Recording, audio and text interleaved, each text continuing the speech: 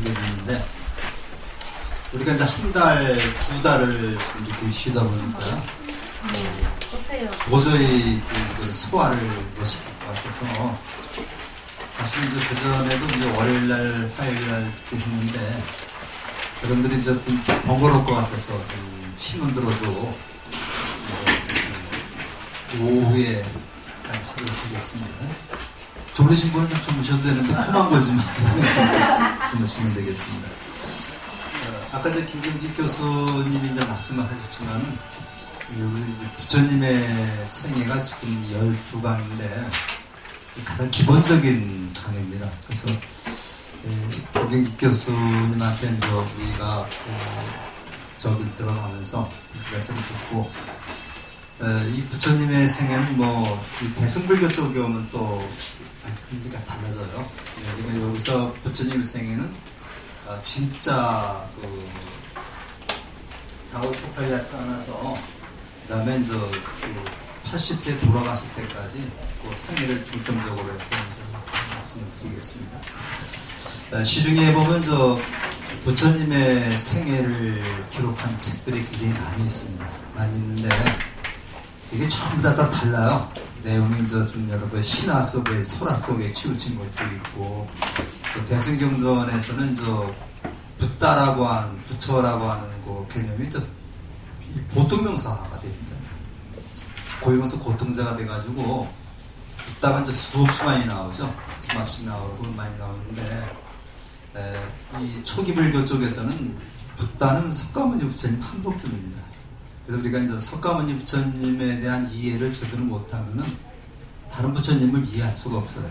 그래서 우리 예불문에도 보면은 석가모니 부처님을 우리는 시아본사라고 말을 하죠.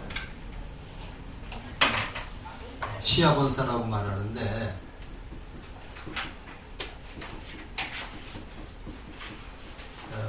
시아본사라고 하는 말이 이제 그자가 그러면 나의 본래의 스승이다. 본사라는 말이 본래 스승이라고 하는 거 말입니다. 나머지 우리가 이제 아미타불이나 이런 여러 부처님들은 석가모니 부처님의 한쪽 권능을 갖다가 나타내는 그런 거 아바타라고 들어보셨죠? 네. 우리 서유기 보면 손오공이 털을 하나 뿌럭 뽑아서 불면은 이제 수많은 손오공이 나오죠. 그런 아바타적인 그런 것으로 보면 되겠습니다. 그러니까 몸이 아픈 사람한테는 부처님이 의사 선생님이고요. 그 다음에 죽은 사람 앞에는 저승에 가서 우리를 갖다 잘 이끌어주실 분이고 되게 부르는 거죠. 그래서 뭐 아픈 사람한테 약사회를 나타나고. 그래서 우리 지금 저래서도 코로나 퇴치를 위한 약사회의 정진을 갖다 계속하고 있습니다. 그래서 오늘 아마 시작이 돼가지고 코로나가 퇴치될 때까지 정군도 약사회로 정권을 합니다. 그래서 이제 우리가 하니까 그러지 마시고. 그래서 우리가 여기서 말하는 부처는 석가모니 부처님, 내 본래 스승이신 석가모니 부처님에 대한 생애가 되겠습니다. 우리가 이제 부처님의 생애 중에서 가장 먼저 나온 책이 이제 붓다 차리타라고 하는 책이 있어요.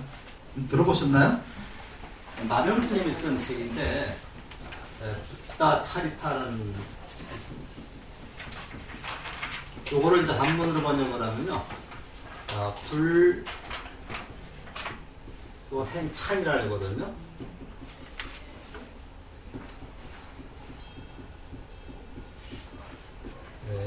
불소 행찬 이렇게 이제 번역이 되어 있는데 부처님께서 해석이 한자가 부처님께서 행한 바 부처님께서 가르치신 것을 찬양하는 내용이다. 여기 붓다 차리타라는 책인데 지금 이제 고려원이라는 출판사에서 번역된 게 있습니다. 저도 이제 그것만 저는 읽어봤는데 다른 건 지금 본 게 없는 것 같아요. 그래서 마명 스님이 쓴 붓다 차리타라는 책을 보면은 거기에 이제 그 부처님이 전생부터 이제 쫙 찬양하는 시로 나옵니다. 시로 나오는데 굉장히 어렵지 않아요. 굉장히 여기보다 재밌습니다. 재밌으니까 한번 기회 되시면 한번 읽어보시도록 하고요. 그렇게 여러 가지 많기 때문에 부처님의 그 생애를 그 표준본을 만들었는데 이제 그 저명한 불교 학자 스님들을 모아서 이렇게 만들어낸 책이 부처님의 생애라는 책이 되고 있습니다. 그래서 이것이 이제 12강에 거쳐서 우리가 얘기를 하는데 오늘은 이제 이 땅에 부처님이 어떻게 오셨고 그 탄생의 의미가 어떠냐 이런 것을 좀 말씀드리는 것 같습니다. 부처님 오신 날이 언제예요? 4월 18일이라고 그러죠?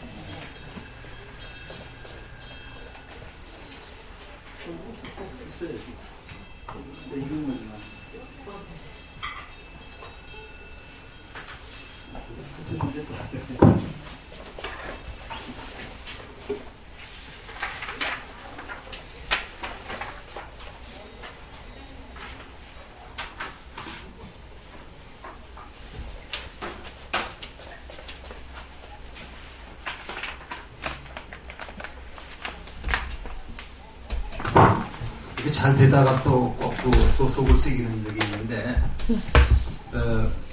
우리가 먼저 오늘 생각해 볼까요? 이제 부처님은 어떤 분이신가? 그래서 이제 인간으로서 이 부처님, 그 다음에 구제자로서의 부처님, 그 다음에 시방세계에 많이 계시는 부처님인데 우리가 우리가 여기서 대상으로 하는 거는 인간으로서의 부처님, 요게 이제 시중을 해서 하겠습니다. 그 다음에 이제 그 구제자로서의 부처님이나 지방세계에 많이 계시는 부처님은 우리가 불교교리가 발달해가면서 이제 대승불교 쪽으로 오면서 바로 이런 면을 가지게 되는 거죠. 그래서 우리가 석가모니 부처님이라고 하는 분은 이 세상에 많은 그 부처님 중에 한 분이다. 그래서 이제 화신불이라는 말 쓰죠. 그렇게 쓰고 왜 부처님의 생애를 알아야 하는가? 이것에 대해서 이제 우리가 공부를 하는데 우리 교재에 들어가기 전에 교재를 한번 보실까요? 여기 보시는 거 13쪽을 좀 보세요. 13쪽을. 여긴 부처님의 전생에 관한 얘기인데 13쪽에 한 10줄 정도 보면 이 병을 치유할 의사는 없을까요? 찾으셨어요? 네. 그래서 꼭 같이 읽어보겠습니다. 세 줄만. 이 병을 치유할 수는 없을까? 병이 있다면 그 병을 치유할 방법도 있으리라. 모든 고통에서 가장 가난한 세계는 없을까? 길이 있으리라. 아니 있어야만 한다. 나는 그 길을 찾으리라. 요거는 부처님의 전생에 우리가 보통 선해동자라고 말하는 수메다라고 얘기를 하죠. 그런 분이 출가를 하면서 세운 원인데 바로인데 이것이 바로 부처님의 전생이기 때문에 부처님이 요걸 해결하기 위해서 우리가 많은 그 사회에서 번뇌라고 하는 망상이라고 하는 그런 탐진치라고 하는 그런 병에 걸려 있는데 어떻게 하면 탐진치, 번뇌, 망상을 벗어날 수 있을까? 그거를 한번 내가 찾으러 출가해야 되겠다. 이것이 출가 이유가 됩니다. 출가 이유가 되는데 우리 수메다라고 제일 처음에 또 보면요. 그 12쪽에 보면 거기 배와봤다라고 하는 데서 그 둘째 단락에 보면 수메다라고 하는 그 청년 이름이 나오죠. 수메다라는 청년 이름이 나오는데 요 청년 이름은 한문으로 번역을 하니까 무구광이래요. 무구광에다 구자가 떼구자입니다. 때가 없이 깨끗하게 빛나는 그러한 보살이다 해서 수메다가 바로 그런 뜻이라고. 그래서 우리는 선해 요렇게도 번역을 합니다. 요렇게도 이제 번역을 해가지고 우리 옛날 나온 책들 보면요, 그거를 우리가 선해라고 많이 번역을 했어요. 그러니까 우리가 선해라는 말은 맑고 투명하다는 얘기예요. 맑고 투명하고 깨끗한 그거란 지혜를 갖춘 분이다. 요 분을 우리가 이제 수메다라고 얘기를 하는데 옛날에는 전부 다 이제 한문식으로 다 이름을 썼는데요. 요즘에는 우리 인도말을 직접 배워서 번역하는 분들이 많이 있기 때문에 요분들 이렇게 수메다라고 번역을 합니다. 수메다라고 번역을 해가지고 수메다라는 수행자가 어떻게 수행을 해가지고 부처님이 됐는가. 이것이 맨 처음에 나와요. 우리가 이제 가만히 보면요. 부처님 생애를 보면은 80살을 살다가 돌아가셨는데, 부처님이 이제 말씀하신 경전을 84,000 경이라고 해요. 그런데 그건 무수히 많다는 얘기죠. 무수히 많은데, 부처님이 29살에 출가를 해서 35살에 성불을 하죠.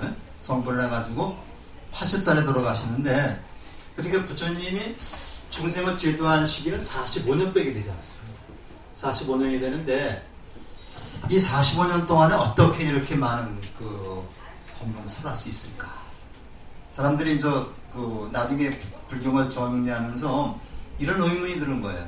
이런 의문이 들어가지고, 그렇다면 부처님은 전생에서부터 수행을 해왔을 것이다. 그래가지고 부처님의 태어나기 전에 전생을 담은 그러한 책들이, 경전들이 많이 나와요.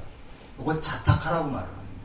자타카라고 말하고, 그런 경전을 우리 이제 번역을 할 때는 전생담이다 이렇게 이제 번역을 했거든요. 거기에 보면 이제 부처님이 한 500생 정도, 정확히 500생은 아니지만은 한 500생 정도를 계속 윤회를 합니다. 윤회를 하면서 이제 수행을 하고 덕을 쌓고 그 다음에 이제 자비를 베풀고 이렇게 해서 그 공덕으로 이제 석가모니 부처가 되리라는 수기를 받는데, 그 수기를 누구한테 받냐면 연등불한테 받아요. 연등불한테 이제 받는데, 연등불을 우리는 인도말 뒷방가라 부처님이라. 뒷방가라 부처님한테 연기를 받는데, 연등이라는 요것도 뭐예요, 바로? 연등이라는 것도 이게 불이죠. 이게 밝다는 의미죠. 이게 밝다, 청정하다, 깨끗하다, 이런 의미가 있습니다. 그래서, 이런 것을 염두에 또 가시면서, 우리가 이제 부처님의 전생이 많이 있지만, 여기서 이제 요렇게만 좀 보시고 넘어가도록 하겠습니다. 그러면 부처님이 태어나서 45년 동안 법을 설하고, 이것이 바로 문자로 다 기록된 건 아니죠. 이건 아까 이제 김 교수님도 말씀하셨지만, 한 몇백 년? 대승경전이 나온 때가 기원 후 한 100년 안팎입니다. 안팎이 있고, 그 다음에 이제 우리가 암경전도 한 200~300년 지나서 나왔죠. 실제로는요, 우리가 부처님이 돌아가시고 나서 한 40여 일, 100일 정도 돼가지고 이제 결집을 하게 됩니다. 제2차 결집을 하는데, 결집했을 때 그것이 그냥 문자로 다 기록된 게 아니거든요. 암경기는 그렇습니다. 기록된 게 아니라 500명의 아라한들이 모여서 이제 경전을 이렇게 쭉 안 한다가 독송을 하면은 여러 사람들이 그걸 다 듣습니다. 듣고 내가 보기에 그것이 옳다라고 말했을 때 이 사람들이 합성을 해요. 500명이 같이 합성을 합니다. 합성을 해가지고 내가 이렇게 들었다 뭐 이렇게 쭉 합성을 해가지고 이렇게 합성된 것만을 통과를 시키는 거예요. 통과를 시키는데 이때는 우리가 기록이 되지 않습니다. 기록이 되지 않고 요 부분은 아난과 그 제자들이 요거를 책임지고 외워라. 요 부분은 가섭과 그 제자들이 책임지고 외워라. 이렇게 해서 계속 독송돼 나오는, 구전돼 나오는 거죠. 그러다가 이것이 한참 지나가지고 비로소 문자 기록이 됩니다. 우리가 중국 사람들하고 인도 사람들을 비교해보면요, 중국 사람들은 하나하나 다 기록을 합니다. 그래서 중국 역사 25사라고 그래서 중국 역사 25사를 보면 저 요선시대부터 쭉 기록이 다 되어 있어요. 근데 인도 사람들은 기록 안 하기로 또 유명하죠. 기록 안 하기 때문에 이것이 이제 나중에 한참 들어와가지고 알렉산더 대왕이 오고 뭐 이렇게 해가지고 비로소 이게 주가안이라는 데 기록이 되었던 거죠.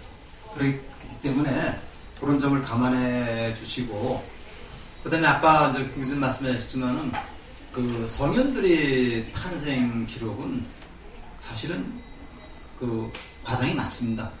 과정이 많아가지고 우리 아까 단군씨나 그다음에 효거세왕씨나 동명왕씨나 말씀하시면은 신화라는 건 항상 상징적으로 나가게 이해해야 돼요.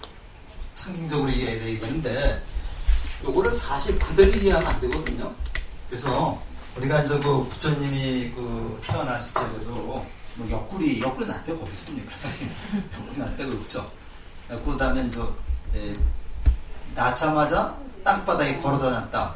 이런 거는 전부 다가 우리가 받드는 부처님을 좀 신성하게 보이게 하기 위해서 안도론에 설하죠.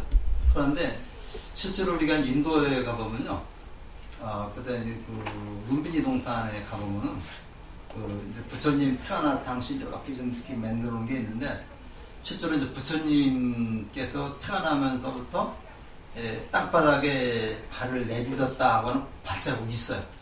있는데 거기 엄지발자국 또 선명하게 자국이 있는데, 열심히 가서 또 거기 보고 또 거기서 뭐 기도도 하고 그러는데 그냥 그건 좋습니다. 근데 그냥 그렇게만 알아두시면 되겠습니다. 뭐 2600년 전에 태어나신 그 부처님의 발자국이 뭐 웃다려면 또 그것도 불경스러운 거죠. 근데 이제 그렇게 생각을 하시고, 그러니까 종교라는 그 개념하고 우리 학문이라는 것을 별도로다가 떼서 생각을 해야 되는데, 역시 정확한 학문이 바탕이 되어야지 올바른 실행생활이 나올 수 있다. 이런 것을 좀 알아두시면 되겠습니다.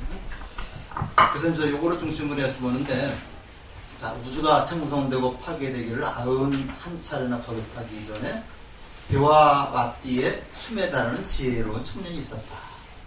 그 우주가 생성되고 파괴되는 거를 우리가 보통 성주계겁이라고 해요. 여기서 잘 아시겠지만,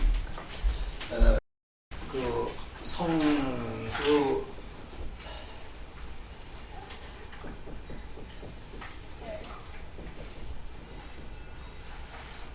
성주계공이죠. 성주계공이라고 얘기를 하는데,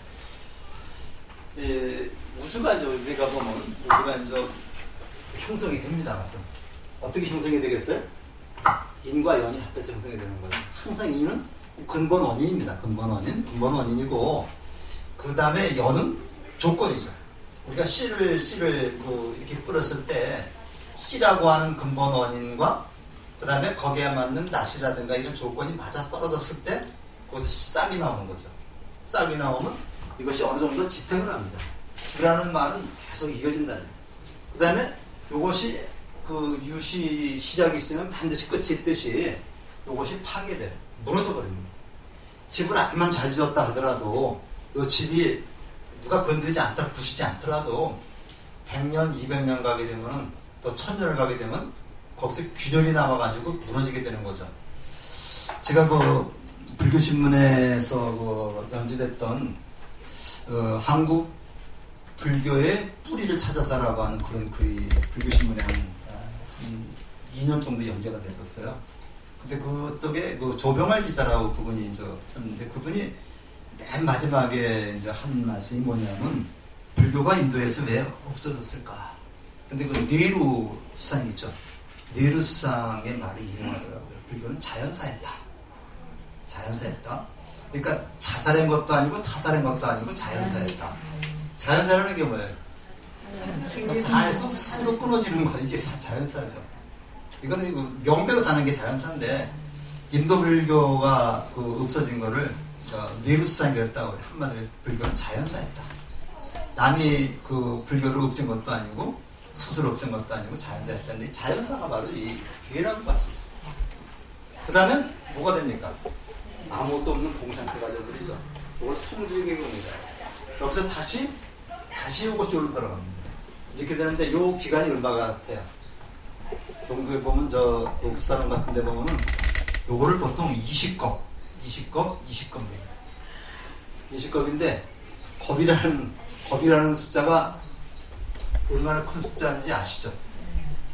겁나게 큰 숫자인데, 보통 이제 우리가 반석겁이라든가 또는 계자겹 그런 게 있어가지고, 반석겁 같은 경우는 사방 한 요자나라고 하는 유순이라고 하는 그 말을 쓰는데요. 사방이 한 유순되는 큰 바위가 있었다. 그러니까 사방도 한 유순씩이고 높이도 한 유순입니다. 근데 유순이라는 거리가 얼마나 되는 거리냐면요, 여러 가지 기술이 있습니다만, 대체적으로 이제 그 우마차 수레를 끄는 마차가 하루 정도에 갈 수 있는 거리를 1유순이다.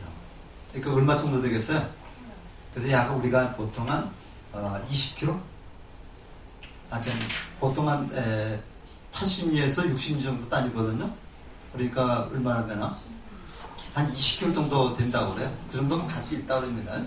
근데 그 큰 바위가 있는데 100년 만에 한 번씩 그 선녀가 내려가서 옷깃으로 싹 치고 들어가서 그것이 다 달아 없어질 동안에 이 겁이라는 거예요.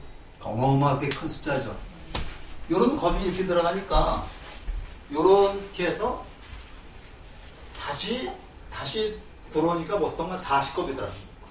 40겁에 80겁에 들어가는 거예요. 80겁에 들어가는 거죠. 요것을 몇 번 거듭했다는 얘기예요. 거듭했다는 얘기고, 그러니까 이제 우리가 미륵보살이 뭐 56억 7천만 년 뒤에 온다는 얘기도 그래서 나왔습니다. 이것이 이제 계속 반복돼서 그런 지난 뒤에 이제 그 수메다라는 청년이 있었는데, 그런 병들고 늙고 고통받는 세상을 보며 자신의 죄가 한낱 먼지에 불을 가한다는 것을 알았다. 그래서 때마침 뒷방가라 부처님인데 우리가 모두 연등 부처님이라고 그래요. 그러니까 이제 바쳤다.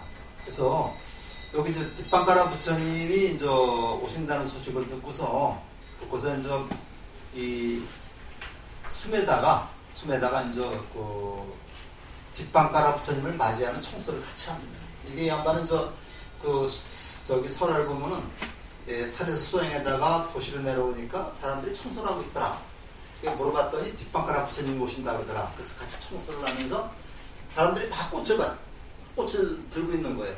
근데 이제 그 수메다는 꽃이 없는 거예요. 돈도 없고. 그러니까 이제 마침 이렇게 그 꽃을 구하러 다니는데 곱비라고 하는 곱비라는 여자가 이제 그 꽃을 7송이 들고 있는 걸 봤어요.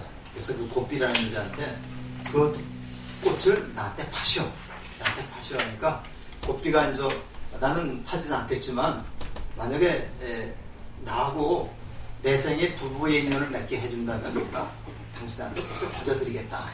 그렇게 해가지고 이제 곱비라는 여자가 이제 그 선애한테 꽃을 5송을 줍니다. 5송을 줘가면서 당신 몫을 드리고 그 다음에 또 2송을 더 줘요. 그래서 이건 내 몫으로 드리십시오. 이렇게 하고 있었는데 근데 이 곱비라는 여자를 우리가 이제 한문으로 하면 구이라고 그래요. 구이라고 그래가지고 선애와 구이라고 하는 그런 이름이고.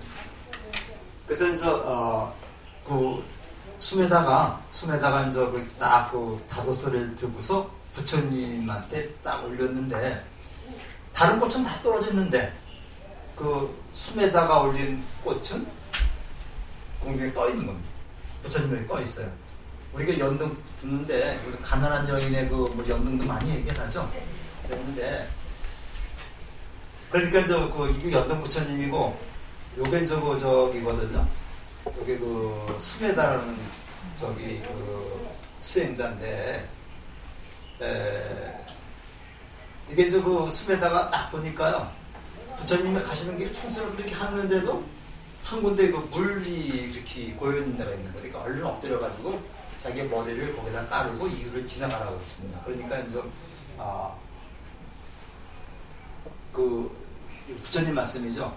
놀라지 말라. 그대는 과거생에 많은 지혜부터 쌓은 사람이다. 그대는 수없는 삶 동안에 슬픔에 잠긴 이를 위로하고 고통을 빌더니 돌보여 지낸 사람이다. 그러니까 되게 지금같이 일이 일어난 것이다. 이렇게 문제하니까 숨에다가 이제 거기다가 머리를 풀어서 막 엎드리니까 이제 그걸 밟고 지나가면서 하는 얘기입니다. 이곳을 밟고 지나가소서. 오직 부처님만이 그럴 수 있습니다. 그러니까 부처님 말씀이 100거 어마어마한 시간입니다. 그대는 사바세계에 나가서 석가모니라는 부처로 태어날 것이다. 예언을 합니다. 이런 예언을 우리 숙이라고 그래요. 숙이라고 해서 숙이를 주게 되는 거죠. 숙이라 되는데 여기 이제 금강경에도 나옵니다. 금강경에도 이제 그 석가모니 부처님이 연등불한테 숙이 받는다는 얘기 금강경에 나오고 있습니다. 이렇게 해서 이제 보는데 여기 지금 여기 연꽃입니다. 여기 이제 연꽃이 이렇게 있고 여기 이제 이렇게 수행을 하고 이제 그렇습니다. 자, 우리가 이제 생각해 볼 겁니다. 바람은 청년 수메다는 몇 수행자가 되었나? 몇 수행자가 됐어요? 아까 그 읽은 부분 있죠? 네. 읽은 부분이 수행자가 된 이유고 곱비에서는 이루어졌을까? 이게 부처님과 관련해서 이루어졌죠? 이루어져가지고 모든 부처님은 반드시 결혼을 합니다. 그래서 이제 곱비라는 여자가 이제 나중에 부처님이 그 시달타자가 이 사바세계에 나왔을 때 이제 곱비라는 그 여자는 이제 야소다라는 이름으로 이제 그 석가모니 시달타의 부인이 되고 그렇게 해서 이제 아들을 라울라를 낳고 그다음에 출가를 하게 되는 거죠. 그다음에 이제 여의곱비 세월이 이루어졌습니다. 그래서 우리가 이제 요거 선해라고 하는 요 분이 바로 석가모니 부처님이고요. 그다음에 구이라는 요 보살이 바로 야소다라의 전신이다. 그다음에 삼세벌에서 이제 우리가 보통 과거, 현재, 미래를 얘기하는데 과거에 뭐 천부처님이 계시고 현재에 천부처님이 계시고 미래에 천부처님이 계시고 이제 이문만에서 공부했죠. 그래서 우리가 이제 과거의 겁을 우리가 이제 과거, 현재, 미래에서 과거 불에 이제 그 천부처님, 그 다음에 이제 현재 불에 현겁의 천부처님, 그 다음에 그 과거 겁을 장원겁이요, 장원겁의 천부처님, 그러니까 장원겁, 현겁, 그 성수겁 이렇게 얘기를 하거든요. 그래서 장원겁의 천부처님, 현겁의 천부처님, 성수겁의 천부처님을 해서 삼천부처님이 나타나시는데 우리 보통 그 현재불의 미륵보살 석가모니 불에서 미륵보살이 나올 때까지의 시간을 약 한 56억 7천만 년으로 보고 있죠. 그리고 부처님 하나하나마다 나올 때가 56억 7천만 년으로. 그래서 우리가 정확히 얘기하자면요, 장원겁의 천부처님 중에서 997번째 부처님이 이제 위바시 또는 보통 요거를 이제 우리가 위라고 읽기도 하고 비라고 읽기도 해요. 그래서 이거를 윗바사나라고 그러고 빗바사나라고 그래요. 그래서 이거는 이제 비바시불이라고도 얘기를 하고 위바시불이라고도 얘기를 해요. 그다음에 식입을, 그다음에 요거 하나가 빠졌는데 미사부 또는 비사부 이렇게 얘기를 합니다. 그다음에 각부산답을 해서 이렇게 997, 8, 9, 10 천번째 부처님까지가 이제 여기 비바식입을, 식입을, 위사부를, 각부산답을 여기까지가 이제 과거 장원급 부처님이고, 그다음에 꼬나가마 부처님, 갓사파 부처님, 석가모니 부처님이 현겁의 1, 2, 3입니다. 요 다음에 나올 분이 이제 미륵분이 되는 거죠. 그래서 요거에 대한 이름을 조금 좀 여러분들이 잘 이해가 안 될 것 같아서 우리 교재 19쪽을 한번 볼게요. 교재 19쪽을 보면 거기 밑에서 셋째 줄 보면요, 밑바시 혼자 우리가 밑바시 비바시불이라고 얘기해요. 비바시불. 그 다음에 식기불은 식이불이라고 말하고, 윗사부불은 우리가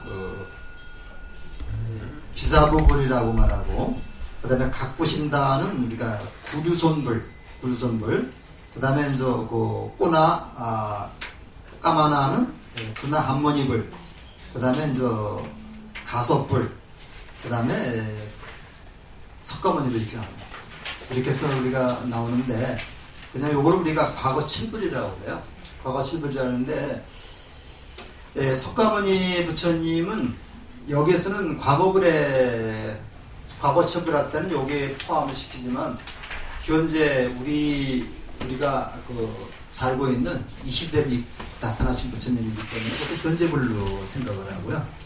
그 다음에 56억 7천만 년 뒤에 나오는 부처님이 이제 미륵부처님, 미래불이라고 할 수 있습니다. 이렇게 이제 우리가 보는데, 여기에서 이렇게 성주 계공이라고 있죠. 요것이 한 세상이 생겨났다가 공이되는 요 시기에 한 부처님씩 태어나는 겁니다. 한 부처님 태어나가지고 우리가 이제 그 석가모니 부처님은 우리가 사는 요 시기에 있는데 여기서 숫자라고 하는 개념이 꼭 그런 개념이 아니라 그냥 오래됐다, 길다 뭐 이런 뜻으로만 우리가 생각을 하는 거겠습니다. 그래서 이렇게 성불을 약속받는 것을 숙이라고 해요. 깨달음에 대한 확신과 완약인데 이것이 이제 그 부처님이 제자한테 사리불아 너는 어떤 부처가 될 것이다. 너는 뭐가 될 것이다. 이렇게 예언을 하죠. 이걸 숙이라고 해요. 그래서 이제 그 공식적으로 미륵불한테 이제 수기를 줬는데 사실은 그 수기 주는 장면이 법화경이라는 경전이 있어요. 법화경에 보면은 모든 제자들한테 다 수기를 줍니다. 사리불한테도 주고 목건날에서 심지어는 대받았다는 부처님을 죽이려고 했던 사람이죠. 그 대받았다한테도 수기를 줍니다. 이렇게 나오고 나중에는 법화경을 듣는 모든 사람들한테 다 수기를 줘요. 그래서 거기서 나온 사상이 뭐냐면 사람이 부처님이다. 누구나 다 부처님이다. 이런 얘기가 이제 법화경에서 나오는데 그래서 법화경을 우리가 이제 잘못 공부하면은 좀 자만심에 빠질 수 있죠. 나도 부처고 그러니까 더 공부 안 해도 된다. 이런 게 빠져가지고 굉장히 그 경전을 공부할 때 특히 법화경 공부할 때는 굉장히 잘해야 됩니다.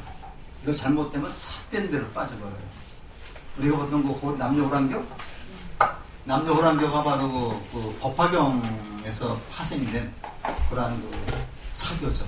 그래서 그 남녀호랑교가 나무 묘법 연화경, 나무 묘법 연화경을 일본말 내면 남묘호래인계교인데 요거 이제 그 발음이 어려우니까 남녀호랑교 이렇게 얘기를 합니다.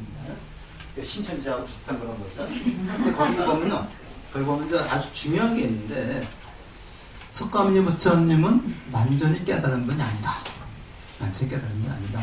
그 이깨다 그 남녀호랑교 그 교주가 이깨다라는 사람이거든요. 이깨다가 이제 완전히 깨달은 분이기 때문에 자 그분한테 귀해야 된다. 신격화시키는 거죠 이게. 그러니까 어떤 대상을 절대화시키거나 신격화시키면 그건 올바른 불교가 아닙니다. 우리가 이제 간혹 이렇게 기도를 하면서 부처님이나 스님을 신격화시키거나 절대화시키거나 요거는 어떤 스님의 말씀이야. 그건 틀림없이 지켜야 돼. 요거는 잘못된 거죠. 이게 잘못된 게 이게 변견이라고 그래요. 한쪽으로 치우친 견해죠. 불교에서는 분명히 신이 없다 그러는데 이거를 신격화시켜버리면은 그것은 불교가 아니라 사교가 됩니다. 그래서 우리가 그런 점을 좀 염두에 두시면서 그 다음으로 또 넘어가도록 하겠습니다. 자, 도서천 나오는데 요거 좀 유인물 조금 보고 할까요? 네. 아직 조금 더 있다 이건데 요거. 우리가 이제 그 하늘나라 도서천 얘기를 하는데 불교에서는 하늘이 몇 개가 있어요? 하늘이 몇 개가 있습니까? 우리가 이제 지옥, 악귀, 축생, 그 다음에 아수라, 그 다음에 인간, 천 나오죠. 천상 나오는데 요 천상이 몇 개가 있어요? 28수 28개가 있습니다. 이거는 옛날 하늘을 몰았을 때는 하늘이 이렇게 있는 것을 생각했겠죠. 생각을 했었는데 이게 이제 그 과학이 발달하면서 근데 불교하고 과학하고 이제 밀접한 관련이 많다 그래서 저기서 이제 그 양용철이라고 하는 그 서울대 물리학과 나온 사람이 쓴 책이 있어요. 여기 이제 자연이 바로 부처다. 뭐 그런 내용의 책인데 그걸 보니까 태양계 하나만 놓고 봐도 이게 우주라는 게 아주 엄청나더라고요. 이런 거 보는데 하늘이 불교에서는 하늘이 28개가 있습니다. 28천이 있는데 아까 그 주님 말씀 맞다나 하늘은 전부 다 마음속에 있는 것은 하늘을 그러니까 의성천이라고 해요. 이걸 이제 의성천이라고 말합니다.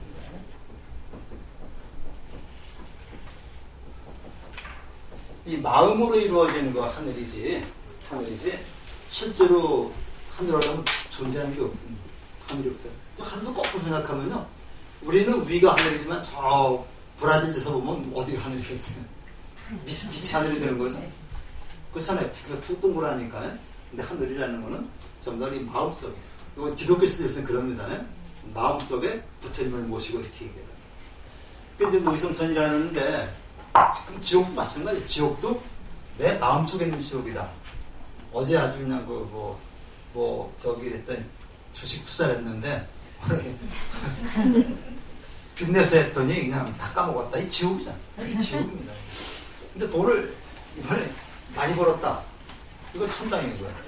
그래서 우리가 얘기하는데 축생도 마찬가지입니다. 맨날 먹고 자고 싸고 이것만 이사오면서 본능적으로 사는 그런 삶이 바로 축생적인 삶이고, 맨날 싸우는 사람이 아수라의 삶이고, 이렇게 생각하는 거예요. 근데 하늘이 있는데 여기서부터 춤서부터 이제 사왕천 해가지고 그 다음에 뭐 도리천 해가지고 쭉 올라가다 보면 저기가 됩니다. 비비상천까지 나오죠. 비비상천까지 나오는데 이걸 또 나눠가지고 또 욕계, 색계, 무색계로 나눕니다. 그래서 물질적인 욕망에 잡혀있는, 물질적인 욕망에서 벗어나지 못하는 세계를 욕계라 그래서 이제 저 지옥소부터 시작을 해가지고 사왕천, 도리천에서 타와자재천까지 갑니다.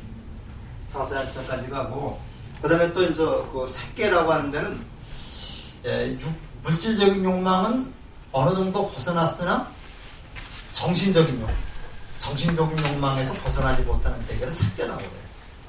색계라고 그러고, 그 무색계라고 하는 세계는 정신적인 욕망도 아주 미세한 거, 탐진치, 요 미세한 것만 조금 남아있는 세계를 우리가 이제 비비상천이라고 해요.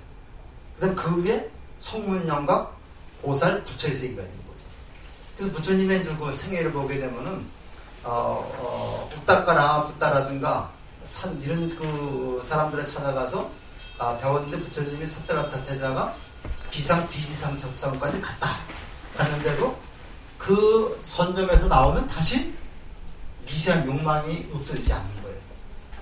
그리고 나오잖아요. 비비상천. 그래서 이건 완전한 깨달음이 아니다 하고 그분들하고 결별하고 나서 혼자 또 수행을 하게 돼요. 그러니까 우리가 욕계, 색계, 무색계 있고 삼계라고 그러는데, 욕계라는 세계는 물질적인 욕망이 가득한 세계를 욕계라고 해요. 색계는 물질적인 욕망은 벗어났으나 정신적인 욕망에서 벗어나지 못하는 것. 무색계는 아주 미세한 것. 보통 탐진치를 미세하다고 해요.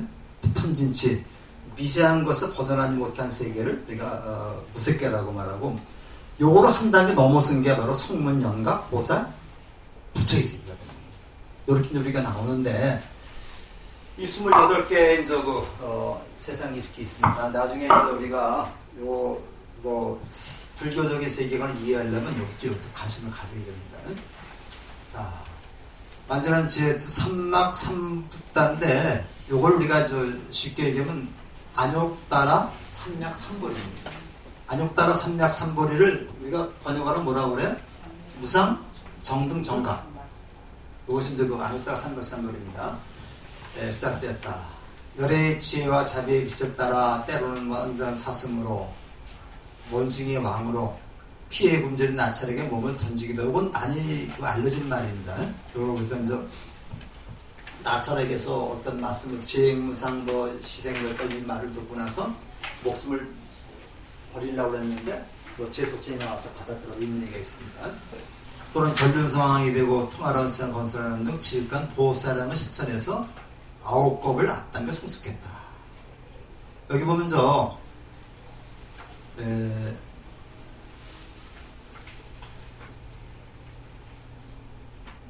아홉 달 성숙했다. 그래서 까스파 부처님 시대에는 다시 그해서 조띠빨라라고 하는 보살인데, 이걸 부처가 호명보살이에요. 호명보살. 그러니까 부처님이 성불하기 전에 보살의 호명보살이다. 이렇게 이해가 지금 가죠. 지금 조띠빨라 이런 청정한 보면 도솔천에 태어났다. 근데 이 도솔천이라고 하는 그 세계는요, 다음에 부처가 되기로 약속된 사람이 거처하는 곳이 도서촌입니다. 도서촌인데 여기는 이제 내원과 외원이 있어요. 내원과 그 외원이 있는데 이 내원에는 다음에 부처로 태어나도록 약속되어 있는 보살이 거처하는 곳이고, 그 다음에 이제 외원에는 그 밖에 신들이 거처하는 곳이 이제 여기 태어났는데, 지금 저 조티빨라라는 이름으로 이제 여기서 그 수행을 하고 계셨다. 이거 고창 선운사 가면요, 그 도소람이라고 하는데 가보셨어요? 네. 저 보면 그 내원궁이라고 있는 내원궁에 거기는 그 지장보살을 모셔놓고 있습니다. 그래서 그 내원궁이 있고 외원궁이 있습니다. 자, 그래서 천상계 욕계 중 네 번째 하늘인 도서천은 칠고로 만든 아름다운 궁전주의로 사계절의 향기가 짙은 아름다운 꽃들이 피어나고 온갖 새와 식물들이 평안하게 사는 곳이었다. 그래서 여기 이제 사왕천이 있고 도리천이 있고, 그 다음에 뭐가 야마천이 있고, 사왕천, 도리천, 야마천, 그 다음에 도서천이 이렇게 이제 있는데, 그 가운데 그 중에서 기도 수승한에서 사는 내원 한가운데 밤일이 뜨고 사자자가 마른 데에 있었다. 난이주 보살이 있고, 여기 그 모습입니다. 보살은 바로 이 사자리에 앉아 설법을 하시며 처인들을 교화하셨고 처인 찬탄과 존중을 받았다. 부처님이 그 앉아 계신 그 좌대를 보통 사자자 또는 연하자 이렇게 얘기를 하죠. 사자는 어떤 동물이 사자입니까? 그 산의 왕이죠. 왕에서 사자가 한 번 쫙 소리를 지면은 모든 짐승들이 조용하다고. 그래서 이제 사자자라고 합니다. 부처님의 말씀은 한마디만 법문을 하시면은 모든 외대들이 다 숨을 죽인다 그래서 부처님의 말씀을 사자후, 부처님이 앉아 계신 그 자들을 사자자라고 합니다. 자, 이곳의 하루는 인간의 400년, 하루가 400년입니다. 어느덧 4000시간이 흘렀으니까 365 곱하기 400 곱하기 4000 이렇게 하면 이제 나와요. 처인들은 기쁨을 잃고 슬픔에 차올랐다 하니까 그 조티빨라 보살이 슬퍼하지 마세요. 무상한 삶과 죽음의 거센 무살 앞에서 손을 놓치며 들고 있는 건 애착과 어리석음 때문입니다. 이 애착을 우리가 보통 집착, 어리석음 때문입니다. 제가 떠난 자리에는 멧대아인데 멧대아가 이제 우리가 마이트레아라고 얘기를 하고요. 멧대아라는 말이 이제 그 인도에서 그 중동 지방으로 건너가서 이것이 메시아가 된 겁니다. 우리가 보통 그 기독교에서 메시아가 구세주로 나오죠.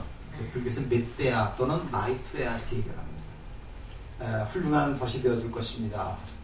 지금 도수천에 누가 있어요? 그러면 지금은 그 미륵보살이 있죠. 미륵보살.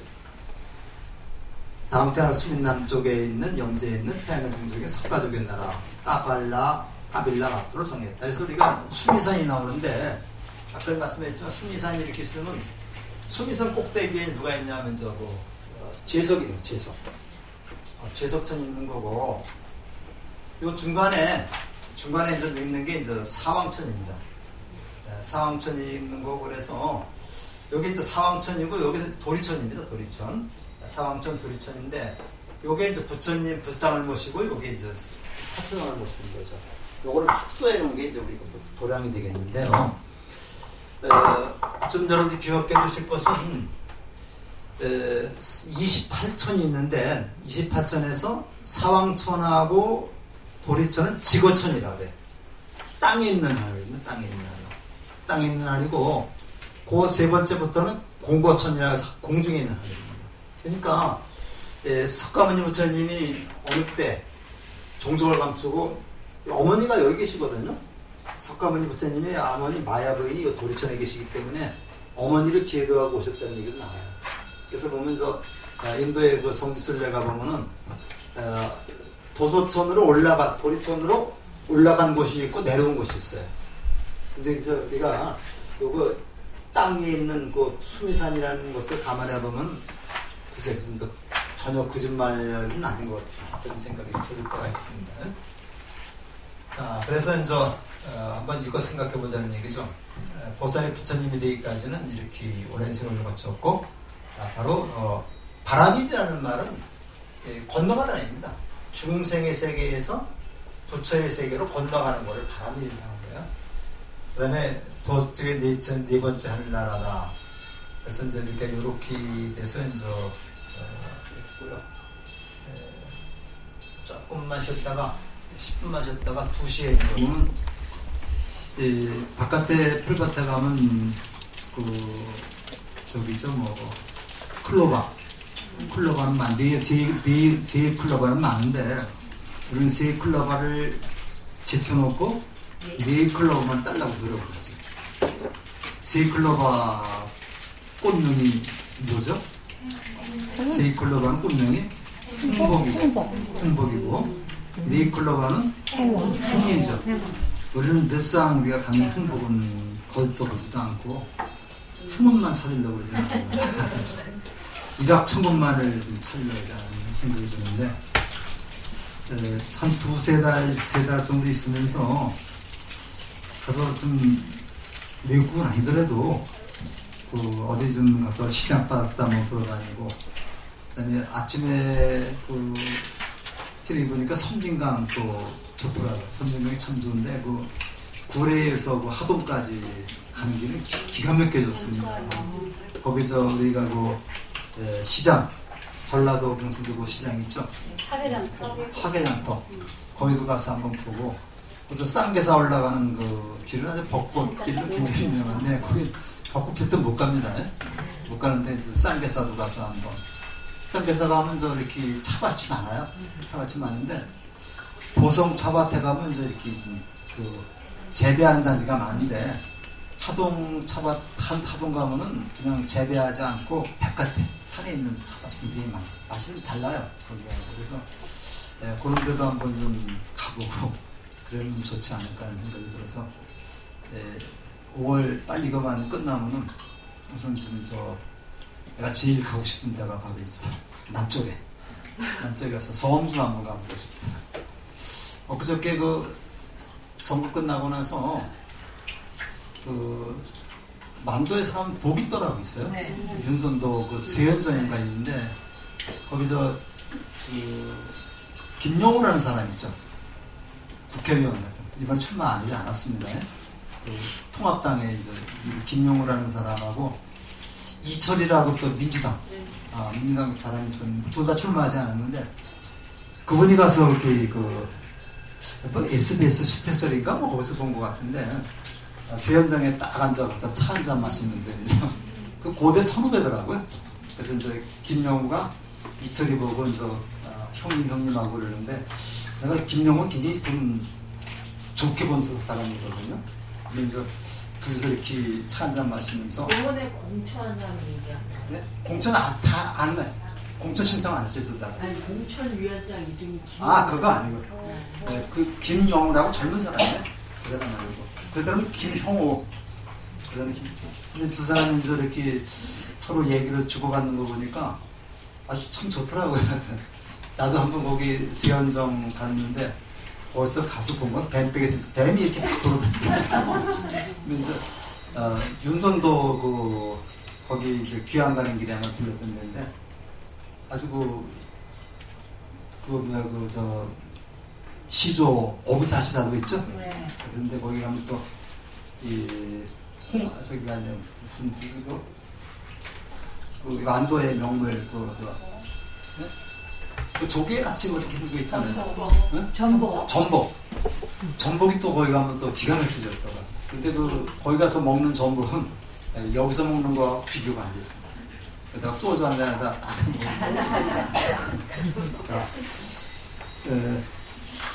자, 그러면 이거를 좀 보도록 하겠습니다. 부처님이 탄생하셨는데 아주 거창하게 그려놨습니다. 마야 부인이 이렇게 꿈을 꾸고 계신데 여기 코끼리가 조티빨라 보살이죠. 하고서 이렇게 떡 오는 모습인데 깊은 잠이 든 마야왕비는 신비한 꿈을 꾸었다. 6개 이빨을 황금으로 칠장한 하얀 코끼리가 허공에서 내려오고 있었다. 7부위가 땅에 닿는 거대한 코끼리는 놀랄 겨를도 없이 성품성품 다하자가 왕비의 옆구리를 들어왔다. 이게 바로 해몽이죠. 해몽이죠. 이 소식을 들은 바람은과 선비들은 수도다나에게 경화를 들었다. 왕비님이 전륜성왕이 되실 왕자를 잉태하셨습니다. 왜 이런 얘기를 했을까요? 왜 전륜성왕이 왕자를 왜 이렇게 얘기를 했을까요? 코끼리를 타고 왔대요. 그죠? 코끼리는 보통 전륜성왕이랑 부처님을 비유해서 하는 게 많아요. 특히 태국 같은 데 가보면은 관공서에 이제 이렇게 불단을 모셔놨는데 거기에 부처님 대신에 코끼리 모셔놓은 데가 보셨어요? 그 관공서 앞에 다 불단이 있죠? 있는데 코끼리를 모셔놓은 데가 있어서 보통 코끼리는 부처님한테 비유해요. 그래서 우리가 부처님의 별명 중에 하나가 상왕이라고 해요. 상왕. 상왕이라고. 상왕이라고 해가지고 저 서산에 가면요. 서산 마해삼전석불이 있는데 마해삼전불이 아주 유명한 부처님 있죠. 거기가 산 이름이 상왕산입니다. 상왕산 마해삼전불. 요 상왕산 그 반대편에 이제 개심사가 있어요. 이렇게 상황산이 있으면은 요쪽에 개심사가 있고 이쪽에 마해삼전석도 있고 그래요. 그래서 우리가 상황하면 저 부처님을 이렇게 얘기하기도 합니다. 이렇게 하셨습니다. 그래가지고 이제 10달 동안 이제 이제 뱃속에서 마해분이 길러가지고 해산을 하는데 해산날이 가까워지자 마해왕비는 까빌라 사람들에게 전송을 받으며 노래와 향기로운 꽃향기가 넘치는 길을 따라 고향이 꼴리하국에 들어섰다. 근데 요것이 말이죠. 부처님의 인도를 보면요.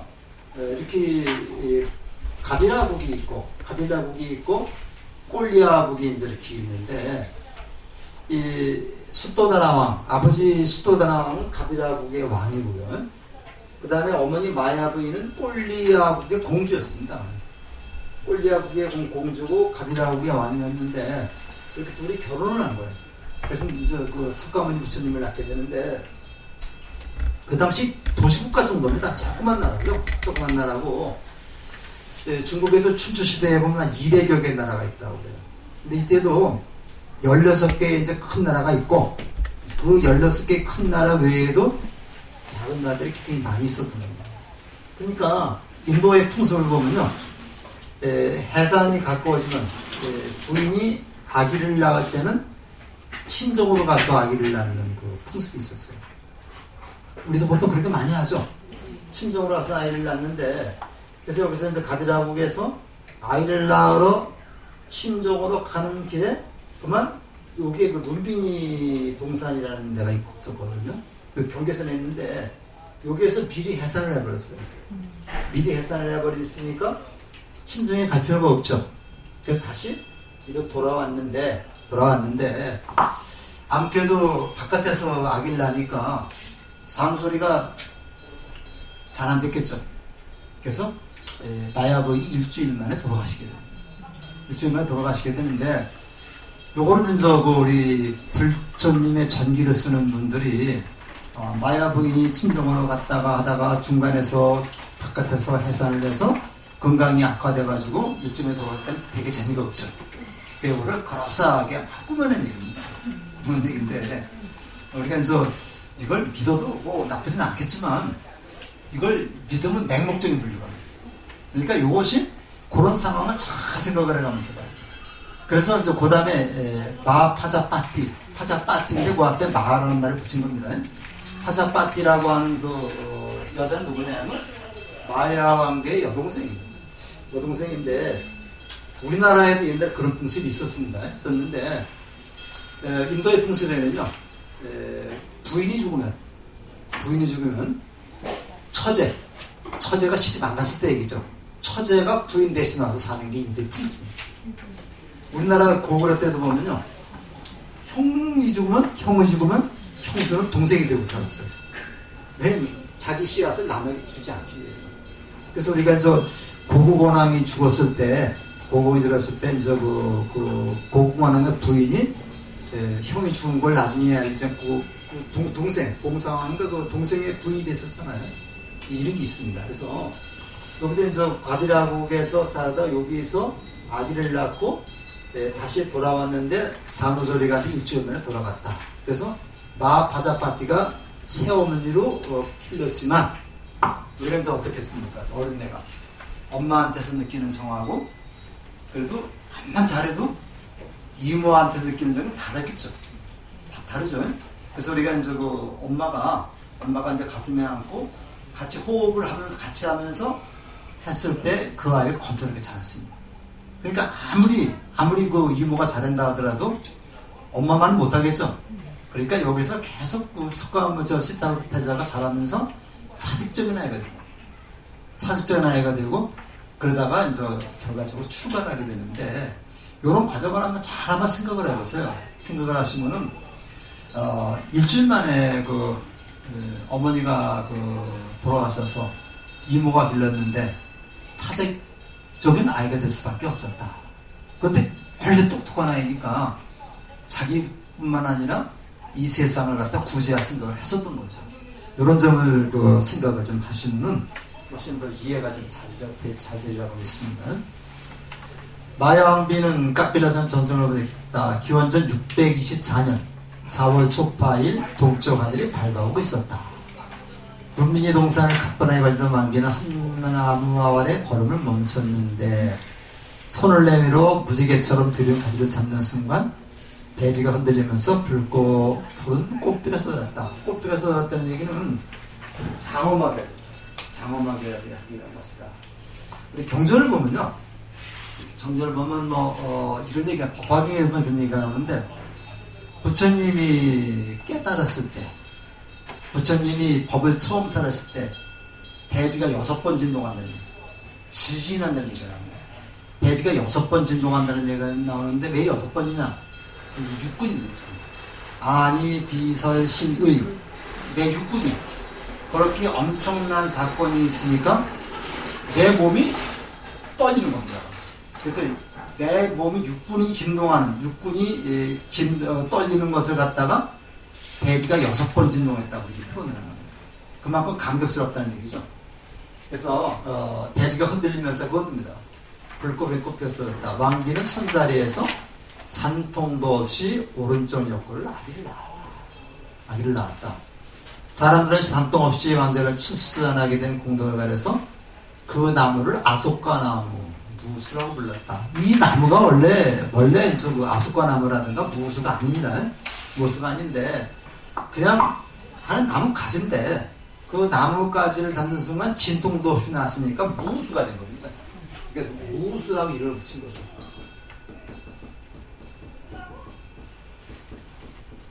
무수라고 이름을 붙인 겁니다. 걱정의심이 없는 나무죠. 그래서 무수라는 이름이 됐고 저기도 마찬가지입니다.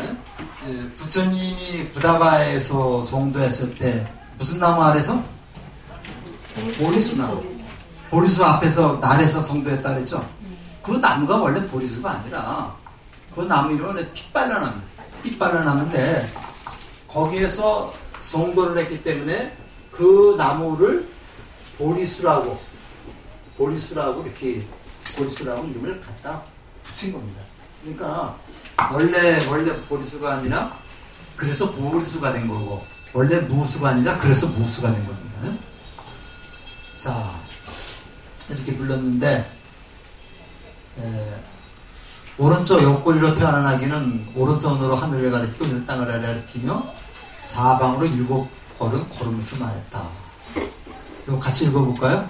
하늘 아래 내 오직 존귀하니 온통 괴로움에 휩싸인 상계 내 마땅히 안하게 아기가 걸음을 걸을 때마다 커다란 연꽃이 땅에서 솟아올라 발을 받들었고 사방에서 몰려온 천천들이 지켜보는 가운데 9마리의 용이 따뜻한 물과 차가운 물로 목욕시켰으며 하늘에서는 꽃비가 쏟아졌다.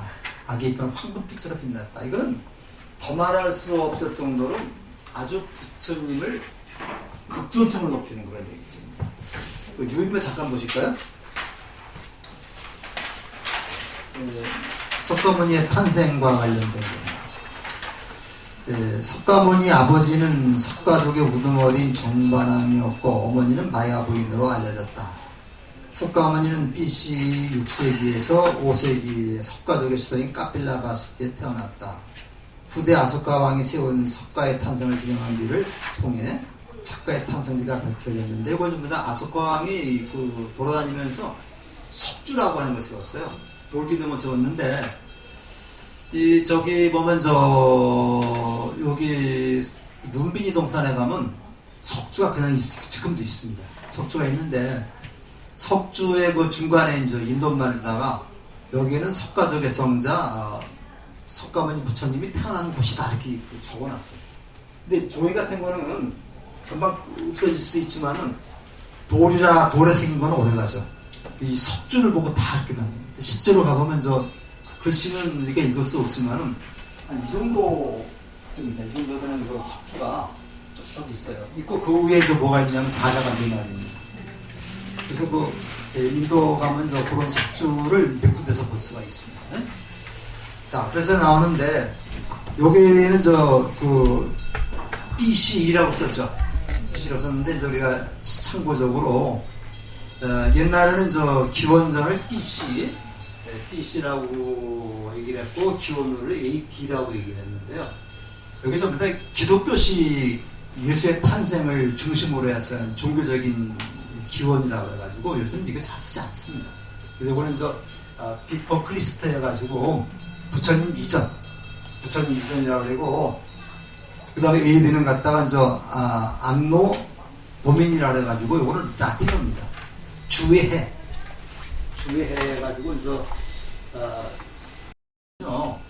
우리가 먼저 시간에도 육도윤회라는 말을 썼죠.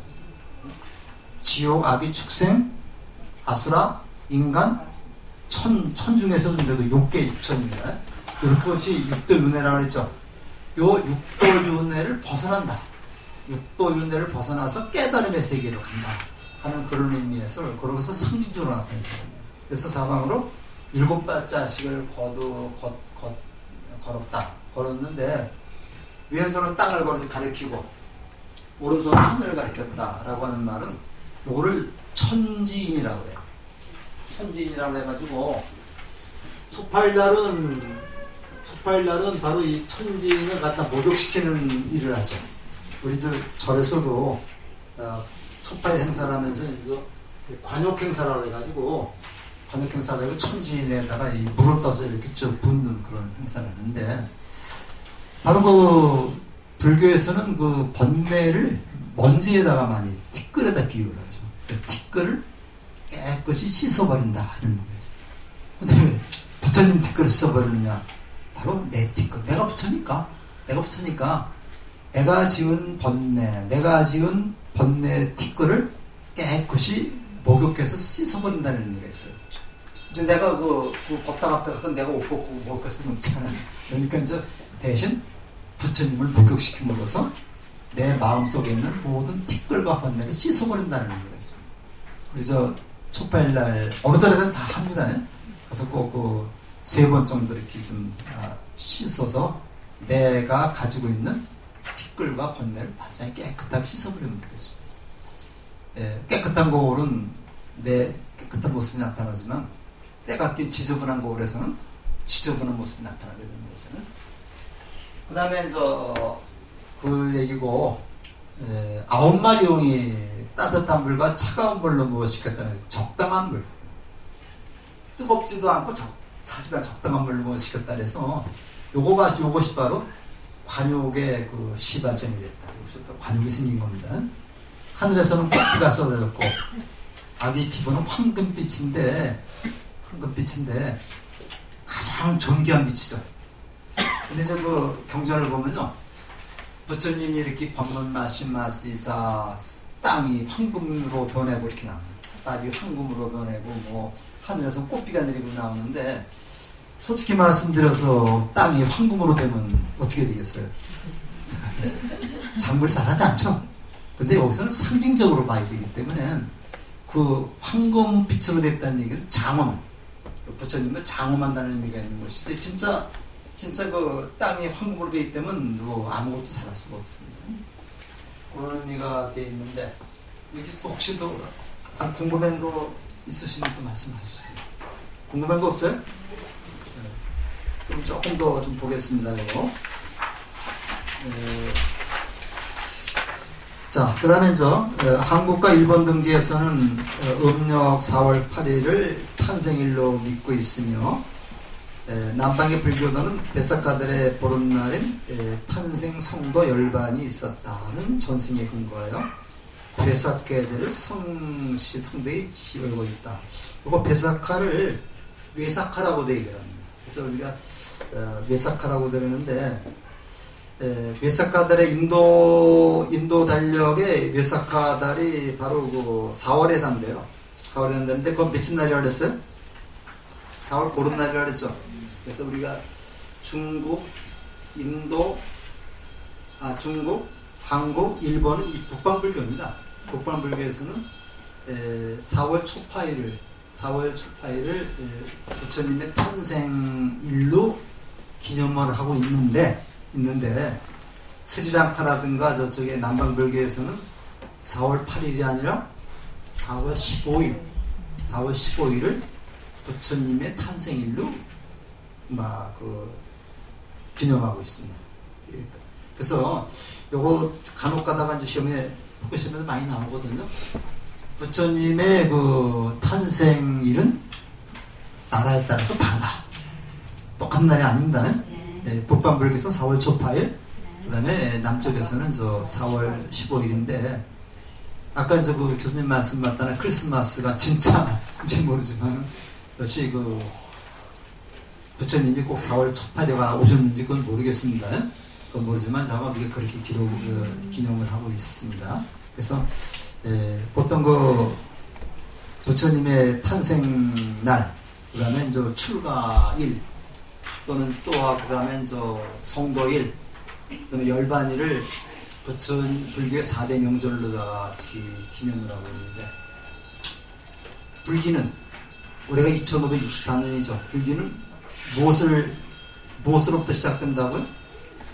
부처님의 열반일로부터 시작이 됩니다. 그러니까 우리가 불기를 말할 때 부처님 탄생은 또 2564년에다가 80년을 더 못해야지만, 더 못해 2644년인가요? 2644년 전에 부처님이 탄생하신 것이다. 이렇게 우리가 알 수가 있습니다. 그 다음에 거기에 좀 읽어보시면 되겠습니다. 아버지가 정반왕인데, 요걸 수도다나왕입니다. 수도다나왕인데, 요거를 번역했을 적에 정반왕이라고 번역을 했어요. 정반왕이라고 번역을 했는데, 이 반자가 이게 무슨 반자냐? 밥반자입니다, 이게. 밥반자인데, 그러니까 우리가 정반왕이라고 하는 그런 것으로 번역한 걸 볼 때, 가빌라우은 농사를 짓는 농경민족이었다. 수렵민족은 어떻게? 수렵민족은 일정한 주거지가 없죠. 계속 다니면서 하지만, 농경민족은 정착지가 있습니다. 가빌라 바스투에 정착해서 평화롭게 살고 있는 민족이었다. 이렇게 생각하면 되겠습니다. 그 다음에 그 뒤에는 한번 읽어보시면 되겠습니다. 읽어보시면 되고, 그 다음에 요거를 더 보시면서 한번 마무리하겠습니다. 숫도다나왕과 바라문 소년들이 위험을 갖추고 눈기 동산에 도착했다. 그러니까 마야왕비는 아기를 낳았으니까 자기 친정으로 갈 필요가 없죠. 그러니까 다시 뒤로 돌아서 오게 하니까 왕자의 이름은 시따따라리라. 모든 것을 성취했다는 거예요. 시따따라리라. 나의 아들이 세상의 주인이 되게 하려. 얼마나 좋았겠어요? 이때가 정반왕이 나이를 꽤 먹은 다음에 이렇게 아들을 봤으니까 얼마나 좋았겠습니까? 특히 거기다 아들이니까 지금은 뭐 아들 안 그러지만 옛날에는 아들을 낳으면 딸 열 낳는 거 아들 하나가 더 좋아하지. 지금은 그렇지 않지만. 근데 이제 그래도 남자들은요, 뭐 나만 그런지 몰라도 좀 아들이 있으면 든든하죠. 든든한데 엄마들은 그래도 딸이 있어야 더 좋겠지만, 그래서 이제 얼마나 좋았겠어요. 그런데 왕자가 태어난 지 7일 만에, 일주일 만에 어머니 마야왕비가 생을 마치고 도리천으로 올라가셨다. 도리천은 이제 아까 여기 사천왕천 위에 이제 거기가 도리천인데, 도리천은 33천이라고 그래요. 33천이라 해가지고 동서남북에 8개씩의 하늘이 있습니다. 그러니까 여기를 도리천이 중심이 돼가지고 동서남북에 이제 이렇게 8개씩의 세계가 있어요. 그래서 4, 8이 32 해가지고 32개에다가 여기 수미산 꼭대기 여기 제속천이니까 합해가지고 33천이 되는 겁니다. 그거 잘 아시죠? 우리 예불 때 이제 정을 33번 올리는 거는 도리천 33세계를 갖다 상징해서, 그죠? 그 다음에 28번 올리는 거는 28천을, 그러니까 28천에 있는 중생을 제도한다는 의미에서 예불할 때 28번의 종을 올리고, 그 다음에 33천에 있는 도리천의 중생들을 제도한다는 의미에서 33번 올립니다. 우리 제야의 종소리도 33번 올리죠. 그래서 보통 아침 예불에는 보통 아침에 28번 올리고 저녁에 33번 올린다 그러더라고요. 반복이 있습니다. 그래서 우리가 6시에 예불 들어보면 이렇게 엄종을 울리면서, 엄종은 지옥 중생들을 제도한다는 의미가 있습니다. 그렇게 울리게 되겠고, 이쪽에 남쪽에 우리가 사는 세상을 남선부주, 그 다음에 동쪽에 있는 그 세상을 동승신주, 그 다음에 여기를 서우하주, 여기를 북구로주, 이렇게 얘기를 하는데, 이 북구로주에 사는 중생들은 굉장히 행복함만 느끼는 사람이라고 해요. 가장 행복하게 사는 그 사람들이 이 북구로주에 있는 사람들입니다. 이 사람들은 종교가 필요 없어요. 근데 남선부주에 사는 사람들은 반은 행복하고 반은 불행하게 살아요. 그렇기 때문에 남선부주에 사는 사람들이 가장 신앙심이 높다고 해요. 그래서 우리가 스님들이 축원할 때 남선부주, 동양, 대한민국, 인천시, 미추홀구 이렇게 얘기를 하죠. 남선부주가 여기 있습니다. 우리가 사는 세계를 그게 남선부주라고 해요. 남선부주라고 말해요. 그 다음에 도리천으로 올라가셨고 이모의 마하지연제를 키우게 되었다. 마하빠자빠띠가 왜 이모이면서 어머니가 된 건 아주 다시 풍습입니다. 이거는요. 수도다나 왕자를 품에 안고 깝빌라로 들어갔을 때 사당에 모셔놓은 신상들이 일체에 못 부러졌다. 왜 그랬을까요?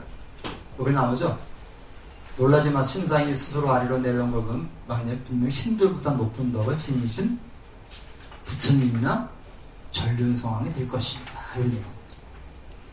그러니까 태어나면서부터 물론 이러지는 않았겠죠. 그러지 않는데 후세 전기를 쓰는 분들이 부처님을 그냥 이렇게 그냥 띄우는 겁니다. 그래서 우리 족보들 집에 족보들 가지고 계신 분들은 좀 보시면 알겠지만은, 그래도 우리 시조 할아버지는 최소한 영의정 이상 뱃을 하셨잖아요. 다 그렇죠. 최소 영의정 이상 모셨고, 개국공신이고, 이렇게 나와요. 근데 우리 족보에도 보면은, 우리 최초 시조 할아버지가 왕건이를 도와가지고, 나라를 하는데, 1등은 아니지만, 손가락 안에 들 정도로 다 공을 세워가지고, 개국공신이다. 벽상공신이다. 그래서 그 당시 고려 때는 왕을 도와서 이렇게 공을 세우는 사람들을 갖다가 거기다 사진을 그려놨어요. 이렇게 벽상공신이다. 그래서 우리가 고려 개국공신들이 많죠. 복지겸이라든가 좀 많은데 우리 할아버지도 그쪽에 하나라고 때 벽상공신이라고 얘기를 하더라고요. 진짜인지 아닌지 모르지만 그러니까 그런 것처럼 우리가 이제 그 부처님의 같은 그 성인을 갖다가 우리가 이렇게 모시는데 그냥 헛들 쓰면 되겠습니까? 예수님은 그러니까 예수님의 하느님의 아들이라고 이렇게 얘기를 한 거죠.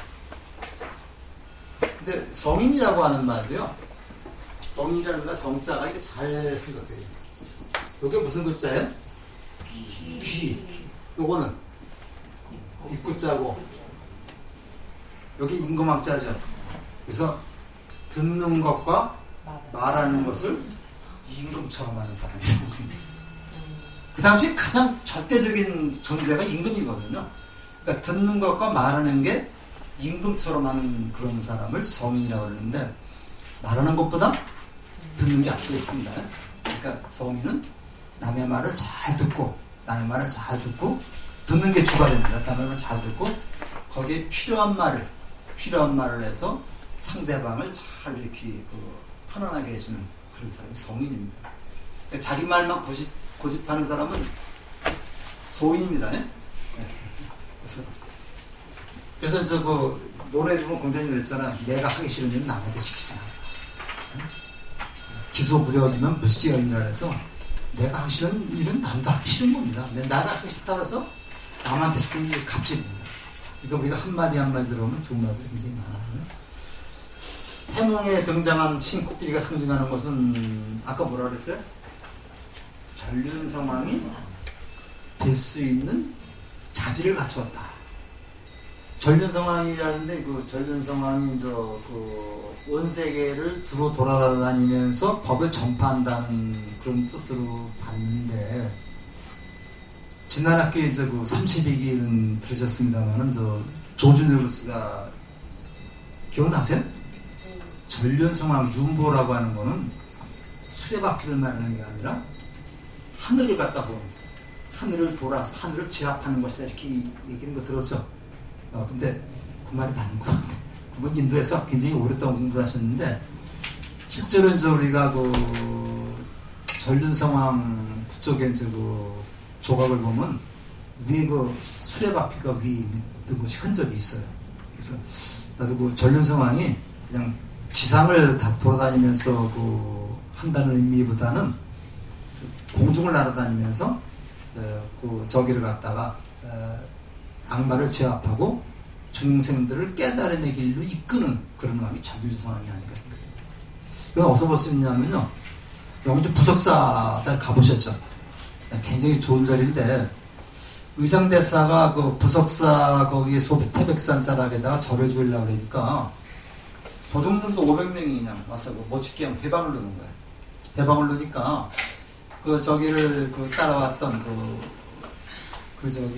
의상대사를 따라왔던 용이 된 애인이 있었죠. 그 애인이 이제 그냥 위에서 용이 날아다니면서 부석이라는 돌을 가지고 뛰어 날아다니면서 그 도둑들을 제압을 합니다. 제압을 해가지고 거기다가 절을 맞게 세우고 그 500명의 의상제사의 제자로 끌어들였다는 거거든요. 그게 떠돌아다니는 데서 그게 부석이거든요. 그러니까 그런 부석과 전륜성왕 거의 맞았다고 지은 것 같아요. 그러니까 부석사가 보면 거기 무량수전 옆에 떠돌아다녔던 날아다녔던 바위가 많은 바위가 있죠. 그 바위가 부석입니다. 그 다음에 사보처파일을 최대 명절이다. 그 다음에 부처님 관용식의 유래는 근데 일본은요 전부 양력을 바꿨어요. 그래가지고 일본은 양력 4월 초파일 양력 4월 8일을 부처님 오신 날로 합니다. 중국과 우리나라는 음력으로 하고 관용식의 유래는 뭐라 그랬어요? 9마리의 용이 목욕을 시켰다는 데서 나오는 거고 10달을 따른 모든 것을 이룬다는 그런 얘기가 되겠습니다. 자, 한번 요거 쭉 봤죠? 봤고 여기가 저기가 부처님 태어나신 자리인데 지금 여기 있는 거 이 나무는 여기 있는 요 나무는 지금 보리수입니다. 보리수를 갖다 심고 부처님 당시 그 나무는 없어요. 여기가 마야 부인이 이제 아이를 스타를 목욕시켰다는 그런 연못인데 나중에 만들었겠죠. 그 다음에 우리가 이거부터 알아야 됩니다. 인도 땅에 태어나 출가해서 하나를 이루는 분이고 전법하시다가 80세에 들어가셨고 이거 피할 수 없다. 요거는 이렇게 돼서 요건 주로 이제 대승불교 쪽에서 말하는 그런 부처님이 됩니다.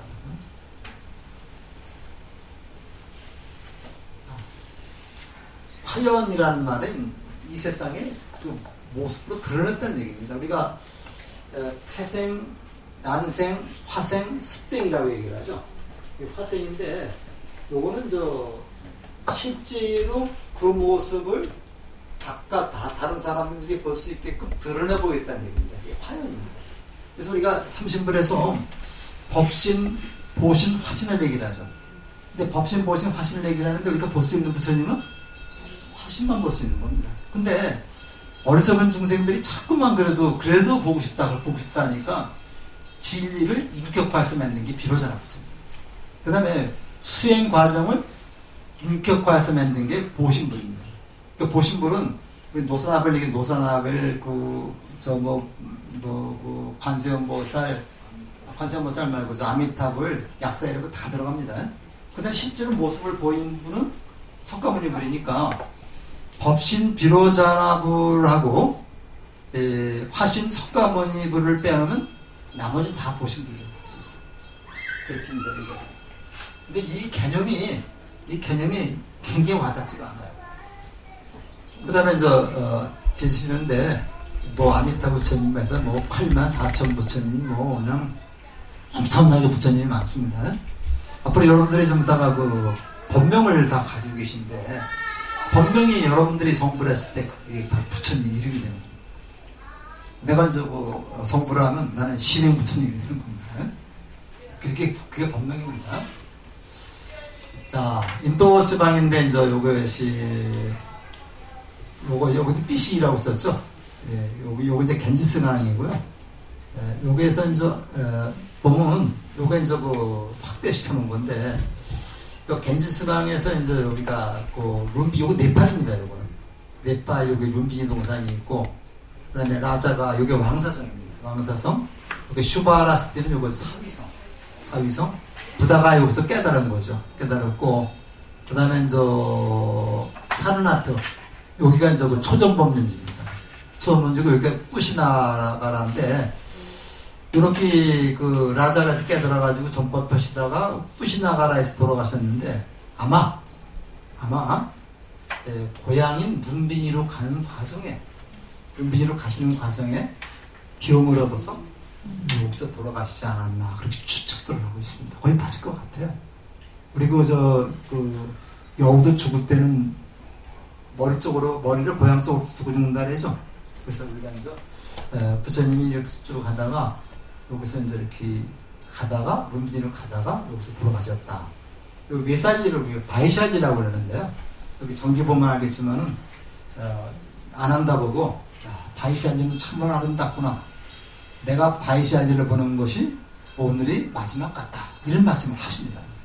그래서 우리 이쪽에를 쭉 돌아보는 게 성지순례입니다. 성지순례고 수도가 뉴델리가 요쯤 있습니다.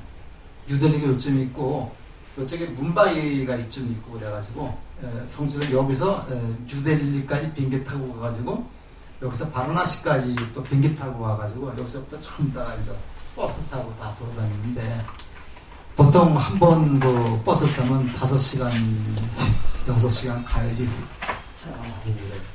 이게 가까운 것 같지만 엄청나게 먼 겁니다. 여기서 또 구시나가라에서 여기 문빈이 저기까지 가려면 국경을 넘어가야 되기 때문에 또 여권도 또 바꿔야 돼서 비자도 바꿔야 되고요. 시간도 다릅니다. 또 가서 여기 인도 시간하고 네팔 시간 또 달라요. 그래서 이제 하룻밤 자면서 보고 또 와가지고 계속 이제 이렇게 여기 돌아다니는데 보통 10박 정도 그렇게 들죠. 네. 화장실 같은 게 잘 없어가지고